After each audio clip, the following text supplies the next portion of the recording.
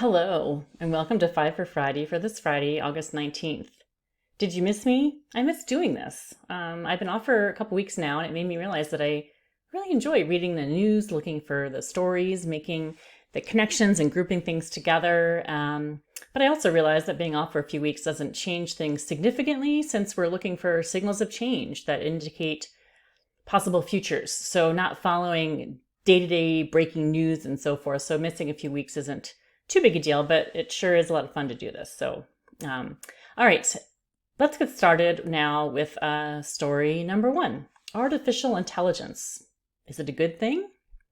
Well, if you've watched these videos before, you know that I'm somewhat of a skeptic, but I do try to remain optimistic.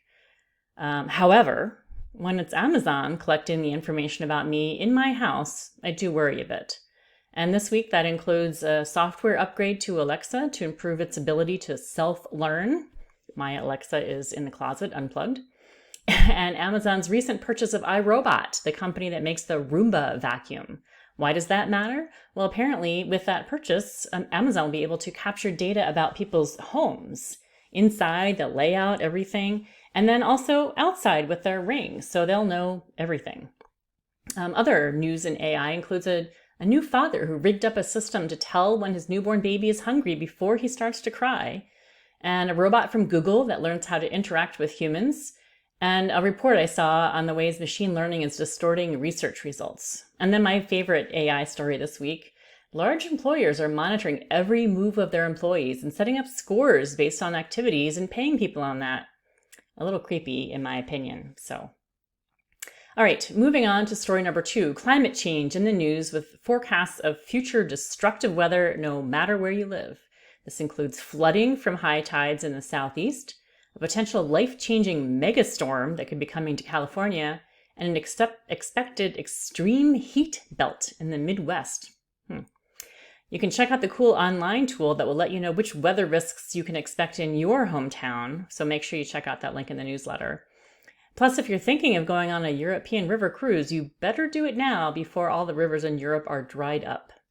So that's story number two, climate change. Moving on to story number three, let's look at the future of education. Not only are we having trouble recruiting teachers, but it looks like we're also having trouble convincing high school students to go to college and international students to come to crime-ridden U.S. cities to go to university.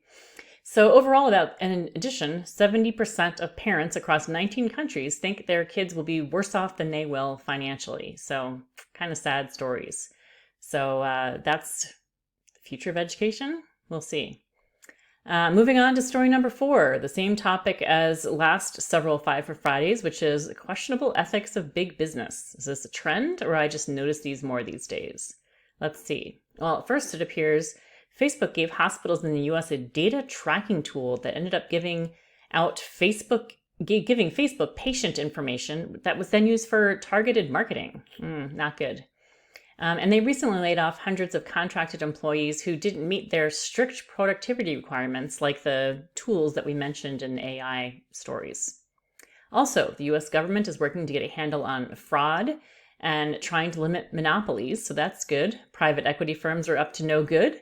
And lots of big companies are setting up huge barriers to entry in the form of complex software systems. Finally, for story number five, let's talk about the future of transportation. Coming in 2029, supersonic jets that can make the trip to Europe short. Coming in 2024, flying taxis. Coming in 2023, autonomous taxis in LA, and Chick-fil-A robots delivering your food. Can't wait for this cool new future. How might these vehicles impact your business? That's part of the goal here, is to think about these stories and what it might mean to your business.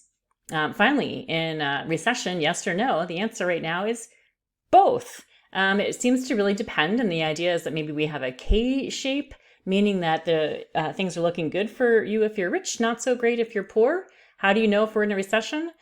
Look at the sales of lipstick and underwear. I'm going to let you check out the newsletter to find out more about that. And there are two bonus stories in this newsletter. One that has to do with the difference between outer space and charcuterie.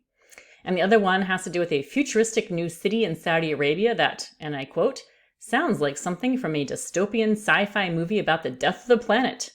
Check out Saudi Arabia's promotional video in the newsletter. And if you actually watched and enjoyed this video, please let me know or share it with others. Yep, that's okay. Go ahead and share it. Help me increase my visibility. Thanks so much and have a great weekend.